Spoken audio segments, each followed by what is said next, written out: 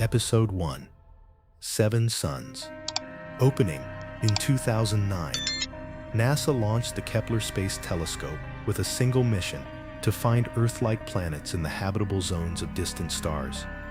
What they discovered changed everything we thought we knew about planetary systems. Over 4,000 confirmed exoplanets, some with multiple suns, others with diamond rain, but none as strange as what we're about to show you. 1247 light-years from Earth, in the constellation Lyra, lies a world that shouldn't exist according to our understanding of physics. A planet with 7 suns and 3 moons, where gravity works differently, and where humanity's greatest mystery began 60 years ago. Part 1: The Discovery. Our story begins not in space, but in a small town in Ohio. Dr. Margaret Chen, a brilliant astrophysicist working on NASA's early satellite programs, disappeared from her home without a trace. No signs of struggle, no witnesses, just nothing. 2 weeks later, Air Force pilot Captain James Morrison failed to return from a routine test flight over Nevada. His F-104 starfighter was found crashed in the desert, but his body was never recovered. The third disappearance shook the scientific community to its core. Dr. Yuki Tanaka, lead engineer on Project Mercury, vanished from Cape Canaveral during the night shift. Security cameras showed him entering the building. They never showed him leaving. 3 brilliant minds, 3 unsolved disappearances. Official reports blamed everything from Soviet kidnapping operations to psychological breakdowns. But the truth was far stranger. 1,447 light-years away, on a world we'll call Kepler 442c, an ancient civilization faced a crisis that would change 2 worlds forever. The Keplerians had achieved what humanity still dreams of: perfect harmony between technology and nature. Their cities grew like living organisms. Their energy came from the complex dance of their 7 suns. But they lacked something crucial. Their society had stagnated. They needed fresh perspective, new leadership. Quantum scans had identified a younger civilization, one with the chaos and creativity they had lost. Using technology that manipulates space-time itself, they selected 3 humans, not for experimentation, not for slavery, but for something far more extraordinary. Dr. Chen was taken while reviewing satellite data that had detected anomalous signals from deep space, signals she didn't realize were Keplerian scanners studying her work. Captain Morrison was selected during his test flight because his psychological profile showed exceptional adaptability under extreme stress. Dr. Tanaka was chosen for his innovative engineering solutions that caught the attention of Keplerian observers who had been monitoring human technological progress. Part 2: The New Rulers. The 3 humans awakened in a world that defied every law of physics they understood. 7 suns hung in the sky, each a different color, creating a perpetual dance of light and shadow. 3 moons pulled at the planet's surface, creating floating land masses and gravity wells. This world was impossible. 7 stable stars in one system should create orbital chaos.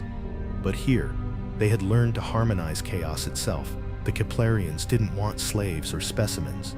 They wanted something their advanced civilization had lost: the ability to see possibilities instead of just probabilities, the chaos that drives innovation. Within 1 Earth year, the 3 humans had revolutionized Keplerian society. Chen's astrophysics, combined with their technology, opened new dimensions of space travel. Morrison's military strategy helped maintain peace between different solar systems. Tanaka's engineering made their cities even more efficient. In a grand ceremony, in a crystalline amphitheater, the 3 humans were declared the joint rulers of Kepler 442c. For the first time, a planet's destiny was entrusted entirely to a completely different species. Dr. Chen became the prime coordinator, directing the gravitational dance of planetary systems. Captain Morrison became defense commander, responsible for galactic security. Dr. Tanaka became the grand architect, overseeing the development of cities and technology. Part 3: Forgotten Origins. Years passed, decades. The human rulers had adapted so well to Keplerian society that their lives on Earth seemed like distant dreams. Technological advances had extended their lives. They had become compatible with Keplerian DNA. But in 2010, their home planet returned to them in an unexpected way. Episode 2, The Lost Journey. Opening. NASA's International Space Station program was conducting a routine cargo mission in 2010. The Dragon capsule was carrying medical supplies and scientific equipment to the station. The crew, Commander Sarah Rodriguez, Science Specialist Dr. Alex Petrov, and Flight Engineer Lisa Zhang. Mission start was perfect. The Atlas V rocket launched flawlessly. The Dragon capsule settled into orbit as planned. But as they approached the ISS, something happened that no one could explain. In their last communication with Houston, Commander Rodriguez reported something strange. "Control, we have some kind of gravitational anomaly here. Navigation systems are Wait, this is impossible. There are 7 communication cut off." Part 1. The disappearance. Panic reigned at NASA Mission Control. The Dragon capsule had completely disappeared from radar, as if it had never existed. Satellites scanned, telescopes searched, rescue teams checked every inch of Earth orbit. Nothing. The media grabbed the story and broadcast it for 24 hours. Spacecraft mysteriously disappears. Conspiracy theories sprouted. Some suggested alien abduction, others secret military experiments, still others black hole theories. But the truth was more incredible than all of these. The Dragon capsule had passed through a space-time rift that had been waiting to be discovered since 1962. A portal created by Dr. Chen with Keplerian technology, but which she couldn't control. The 3 astronauts were traveling to Kepler 442c, 1,047 light-years away. Part 2. New World. When Sarah Rodriguez, Alex Petrov, and Lisa Zhang awakened in the light of 7 suns, their first thought was that they were hallucinating, but their equipment showed the truth. They were on a different planet. The Dragon capsule had landed in a clearing near the Crystal City. 3 Keplerian technicians met them. But these technicians seemed very familiar. Dr. Margaret Chen, now 48 years older, but looking like she was in her 40s, thanks to Keplerian technology. Beside her were Morrison and Tanaka, completely different people from the day they disappeared from Earth. "Welcome," Chen said in perfect English. "We've been waiting for you for a long time." Rodriguez asked in amazement, "Who are you? Where is this place?" "I'm Dr. Margaret Chen. This planet is Kepler 442c, and you're part of our next generation plan." In the Crystal Palace, Chen told them the truth. Since 1962, 3 humans had been governing Keplerian civilization, but in recent years, they had realized they weren't sufficient alone. Keplerian society was highly advanced but static. They needed human chaos, but they also needed to establish a connection with Earth.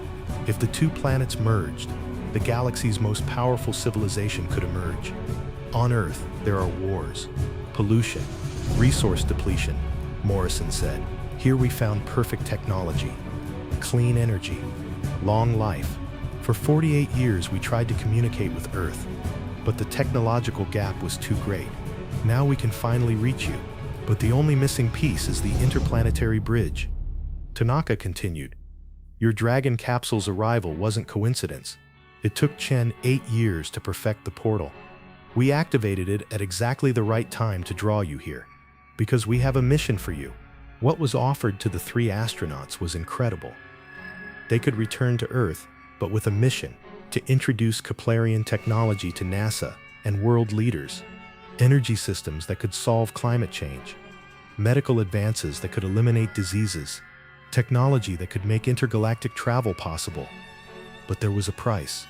Earth would have to come under Keplerian governance, because humanity using this technology on its own would only accelerate its own destruction. Rodriguez turned to her crew. "This can't be real. These people disappeared 50 years ago.